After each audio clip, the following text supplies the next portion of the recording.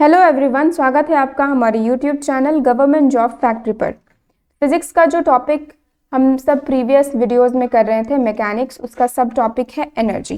ठीक है, तो आज इस वीडियो में मैं आपके लिए लेकर आई हूँ PYQs यानी कि previous year questions of railways. RRB के थ्रू, जो रेलवे रिक्रूटमेंट बोर्ड है उसके थ्रू जितने भी एग्जाम्स होते हैं उसके previous year questions energy topic से रिलेटेड इस वीडियो में आपको देखने को मिलेंगे। तो चलिए मैं शुरुआत करती हूँ। इससे पहले मैं बता दूँ कि एनर्जी होता क्या है। तो एनर्जी को हम क्या कह सकते हैं? Ability to do work. ठीक है, एबिलिटी टू डू वर्क मतलब किसी भी वर्क को करने की जो एबिलिटी होती है या कैपेबिलिटी होती है उसे हम एनर्जी कहेंगे। जैसे सिंपल एग्जांपल है, अगर मान लो हमारा मोबाइल फ़ोन है, अगर ये 50% चार्ज्ड है, मतलब इसमें 50% एनर्जी है, तो ये थोड़ा कम वर्क करेगा। लेकिन वही अगर एक दूसरा मोबाइल फ़ोन है जिसमें 100% चार्ज है, यानी कि फुल चार्ज है, कंप्लीट एनर्जी है इसमें, तो ये ज़्यादा वर्क करेगा। ठीक है, तो एनर्जी और वर्क ये दोनों एक दूसरे से रिलेटेड टर्म्स होते हैं। दूसरी बात मैं बता दूं, एनर्जी की जो SI यूनिट है वो है जूल्स, और जो इसकी CGS यूनिट है ये है अर्ग। ठीक है, ये सारी इंफॉर्मेशन आपको पता होनी चाहिए।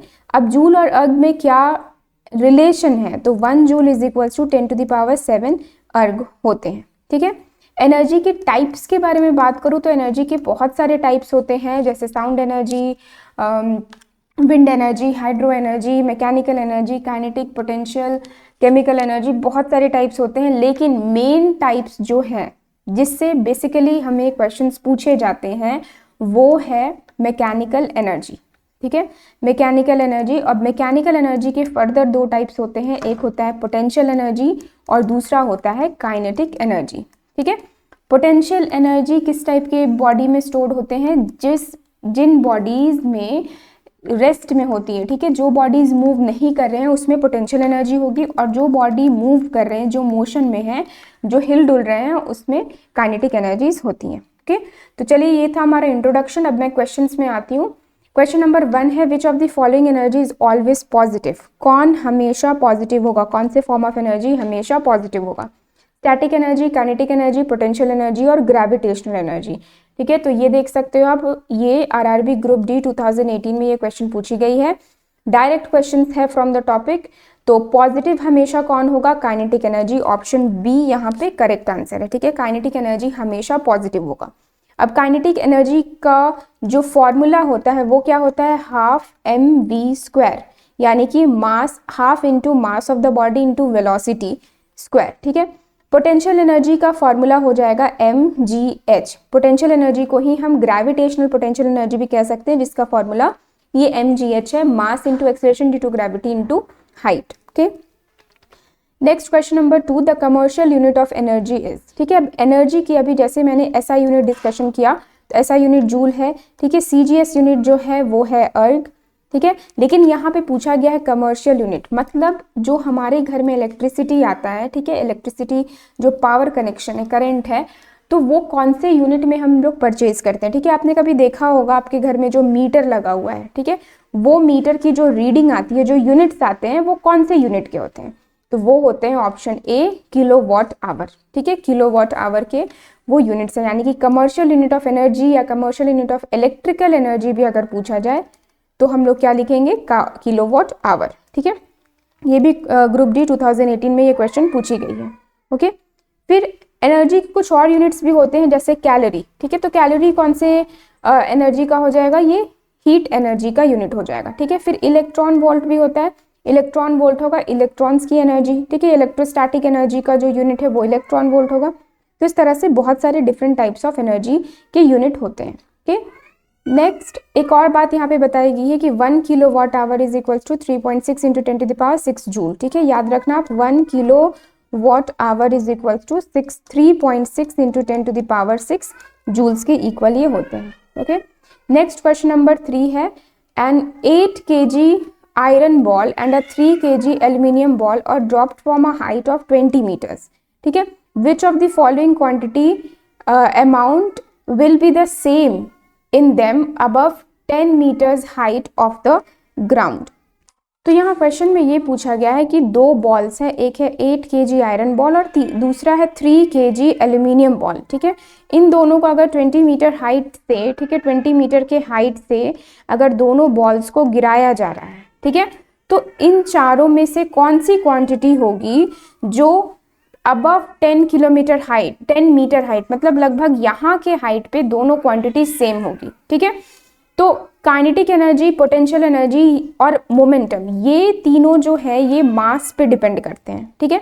और हम यहाँ देख सकते हैं आयरन बॉल की मास है 8 kg, एल्यूमिनियम बॉल की मास है 3 kg। तो क्योंकि इन तीनों की मास सेम है, इसलिए ये इन दोनों की values 10 metre height above the ground पे डिपेंड नहीं होगा, मतलब सेम नहीं होगा।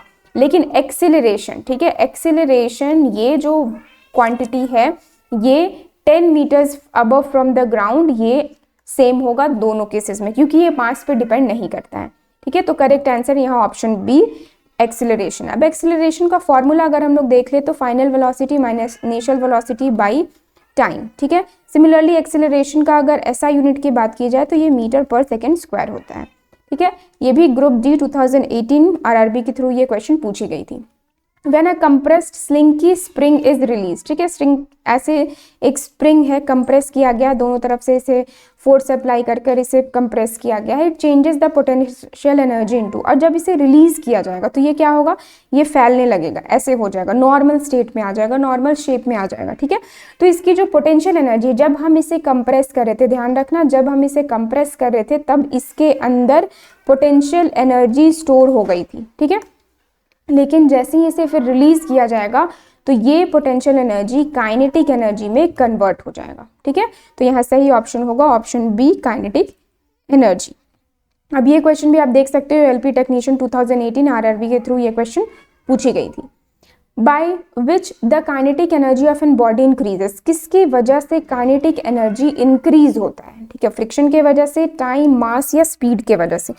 तो यहाँ सही ऑप्शन होगा आंसर डी, ठीक है, स्पीड के वजह से काइनेटिक एनर्जी इंक्रीज हो सकता है, ठीक है। अब देखो फॉर्मूला एक्चुअली क्या है, kinetic energy is equals to half into mass into velocity square, half mv square, ठीक है। तो कोई भी बॉडी अगर मूव कर रहा हो तो हम उसकी स्पीड को चेंज कर सकते हैं, या वो खुद के स्पीड को चेंज कर सकता है, लेकिन वो अपने मास को चेंज नहीं कर सकता, ठीक है। तो या चेंज के बहुत सारे कंडीशंस में मास भी चेंज होते हैं, लेकिन मेनली काइनेटिक एनर्जी जो होगा वो स्पीड पे डिपेंड करेगा। कब, जब मास इज कांस्टेंट, ठीक है, जब मास कांस्टेंट हो तब। तो यहाँ करेक्ट ऑप्शन बी सही आंसर है, ठीक है। ये भी ग्रुप डी 2018 में ये क्वेश्चन पूछी गई थी। नेक्स्ट क्वेश्चन नंबर 6 है, the kinetic energy of a moving object depends on, kinetic energy अगर मूविंग ऑब्जेक्ट जो पोजेस कर रहा है वो किस पे डिपेंड करेगा। ऑप्शन है weight and location, mass and location, mass and momentum या मास एंड वेलोसिटी। तो सही आंसर है यहाँ option D, mass and velocity, ठीक है। नेक्स्ट क्वेश्चन नंबर 7 है, in hydro power what is the energy that is converted into electrical energy, ठीक है। अब हाइड्रो पावर क्या होते हैं, हाइड्रो पावर स्टेशन।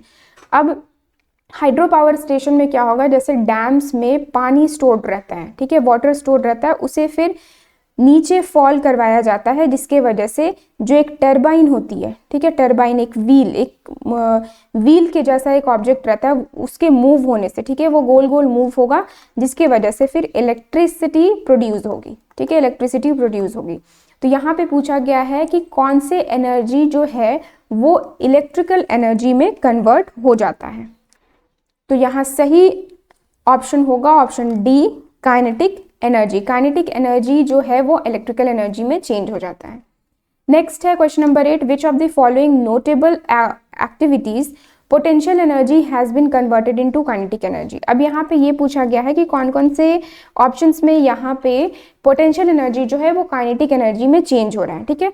तो फायर क्रैकर एक्सप्लोजन, तो फायर क्रैकर के अंदर क्या रहता है, उसके अंदर केमिकल एनर्जी है, ठीक है। तो इसमें केमिकल एनर्जी जो होगा वो लाइट, हीट, साउंड एनर्जी में कन्वर्ट हो जाता है, ठीक है, लाइट, हीट या साउंड एनर्जी में कन्वर्ट हो जाएगा जब एक फायर क्रैकर एक्सप्लोड होगा, ठीक है। Switching on a torch and switching of a torch, इसमें क्या होगा, स्विचिंग ऑन अ टॉर्च में ये होगा कि टॉर्च के अंदर जो सेल है, जो केमिकल एनर्जी है, ठीक है, जो बैटरी है वो चेंज हो जाता है लाइट एनर्जी में, ठीक है, या इलेक्ट्रिकल से फिर लाइट एनर्जी में। फिर स्विचिंग ऑफ अ टॉर्च, तो टॉर्च को जब ऑफ कर दोगे तो उसमें कोई भी एनर्जी फ्लो होगी ही नहीं, ठीक है, कोई एनर्जी कन्वर्जन टेक प्लेस नहीं होगा। स्विंगिंग ऑफ अ पेंडुलम, ठीक है, ये जो पेंडुलम है, पेंडुलम पहले क्या होगा, इस तरफ जाता है फिर इस तरफ जाता है, ठीक है, तो इस तरह से स्विंगिंग ऑफ अ पेंडुलम चलते रहते हैं, ठीक है। तो ये पेंडुलम का मीन पोजिशन है, ये दोनों उसकी एक्सट्रीम पोजिशंस हैं, ठीक है। तो यहाँ पूछा गया है पोटेंशियल से काइनेटिक कब होगा, तो जब मीन से एक्सट्रीम की तरफ हम लोग जाते हैं तो काइनेटिक एनर्जी जो है वो पोटेंशियल एनर्जी की तरफ चेंज होने लगता है, ठीक है। लेकिन जब हम एक्सट्रीम से मीन की तरफ आएंगे तो पोटेंशियल एनर्जी काइनेटिक एनर्जी की तरफ चेंज होने लगेगा, ठीक है। तो ये आपको याद रखना है। तो यहाँ पे बहुत केयरफुली देखना है कि ऑप्शन में लिखा क्या है, ठीक है। तो पोटेंशियल से काइनेटिक है, तो ये option D swinging of a pendulum correct answer है। नेक्स्ट क्वेश्चन नंबर 9 है, if the momentum of an object is tripled then its kinetic energy, ठीक है। मोमेंटम अगर ट्रिपल कर दिया जाए तो काइनेटिक एनर्जी की वैल्यू क्या हो जाएगी, ओके। देखो अब यहाँ पे रिलेशन क्या है, तो रिलेशन ये है कि जब kinetic energy is directly proportional to momentum square, ठीक है, ये होता है P स्टैंड्स फॉर मोमेंटम, ठीक है। तो अगर मोमेंटम को 3 टाइम्स कर दिया जा रहा है, 3p स्क्वायर अगर हम करेंगे तो ये क्या आ जाएगा, 9p स्क्वायर आ जाएगा, ठीक है। मतलब काइनेटिक एनर्जी जो है वो 9 times of the original value हो जाएगा, ठीक है। तो शुरुआत में जो भी काइनेटिक एनर्जी था उसका 9 टाइम्स हो जाएगा अगर मोमेंटम को ट्रिपल किया जा रहा है तो, ठीक है। तो ऑप्शन सी यहाँ पे करेक्ट आंसर है, will be 9 times the original value. ये भी ALP टेक्नीशियन 2018 में ये क्वेश्चन पूछी गई थी, ठीक है। तो आज का लास्ट क्वेश्चन है, a car running at a high speed which energy does it contain. तो ये आंसर आपको कमेंट सेक्शन में कर बताना है कि अगर एक कार हाई स्पीड में रन कर रहा है, मूव कर रहा है, तो उसमें कौन सी एनर्जी होगी, ग्रेविटेशनल, काइनेटिक, पोटेंशियल या फ्रिक्शन, ठीक है। तो आप हमें कमेंट सेक्शन में कमेंट कर जरूर बताओ कि इस क्वेश्चन नंबर 10 का आंसर क्या है। और एवरीडे आपको इस तरह से और भी बहुत सारे PYQs मिलेंगे, डिफरेंट सब्जेक्ट्स के भी मिलेंगे। तो बने रहिए हमारे YouTube channel government job factory पर। Okay, thanks for watching.